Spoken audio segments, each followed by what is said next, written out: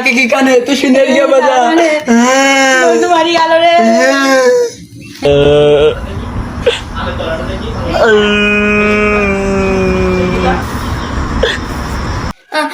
আমি হুজুরের কাছে বলেছি হুজুর বলছে কি মরে গেলে কানে দিতে নাই নাকে দিতে হয়